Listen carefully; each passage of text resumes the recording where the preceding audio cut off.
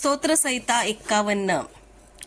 मुख्य गवयासाठी दाविदाचे स्तोत्र. त्याने बतशेमेशी समागम केल्यानंतर नाथान संदेष्टा त्याच्याकडे आला तेव्हाचे. हे देवा, तू आपल्या वात्सल्याला अनुसरून माझ्यावर कृपा कर.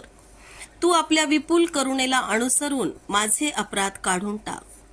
मला धुवून माझा दोष पूर्णपणे काढून टाक.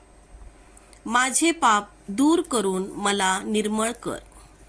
कारण मी आपले अपराध जाणून आहे. माझे पाप माझ्या पुढे नित्य आहे. तुझ्या विरुद्धच मी पाप केले आहे. तुझ्या दृष्टीने जे वाईट ते मी केले आहे.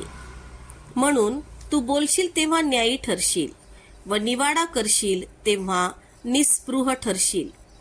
पहा, मी जन्माचाच पापी आहे. माझ्या आईने गर्भधारण केले तेव्हाचाच मी पातकी आहे. पहा, अंतर्यामीची सत्यता तुला आवडते. तू माझ्या अंतर्यामाला ज्ञानाची ओळख करून दे. येजोबाने माझा पापमल काढ, म्हणजे मी निर्मळ होईल. मला धू, म्हणजे मी बर्फाहून शुभ्र होईन. आनंदाचे व हर्षाचे शब्द माझ्या कानी पडू दे, म्हणजे तू मोडिलेली माझी हाडे उल्हासतील.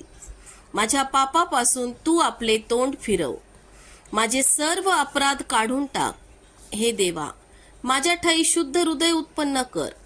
माझ्या ठाई स्थिर असा आत्मा पुन्हा घाल. तू मला आपल्या पुढून घालवून देऊ नकोस आणि आपला पवित्र आत्मा माझ्यामधून काढून घेऊ नकोस. तू केलेल्या उद्धाराचा आनंद मला पुन्हा होऊ दे आणि उत्सुकतेच्या आत्म्याने मला सावरून धर.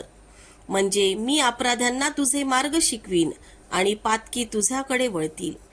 हे देवा, माझ्या उद्धारक देवा, तू मला रक्तपाताच्या दोषापासून मुक्त कर, म्हणजे माझी जीभ तुझ्या न्यायपरांतेचा गजर करीन.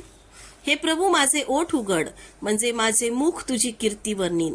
तुला पशुयज्ञ आवडत नाही, नाहीतर तो मी केला असता. होमबलीही तुला प्रिय नाही. देवाचे यज्ञ म्हणजे भग्न आत्मा. हे देवा, भग्न व अनुतप्त हृदय तू तुच्छ मानणार नाहीस. तू प्रसन्न होऊन सियोनेचे हित कर. यरुशलेमेचे कोट बांधून काढ, म्हणजे नीतिमत्व पूर्वक केलेले यज्ञ, होमबली, निशेष होमबली तुला आवडतील. मग ते तुझ्या वेदीवर गोरे अर्पितील. आमेन.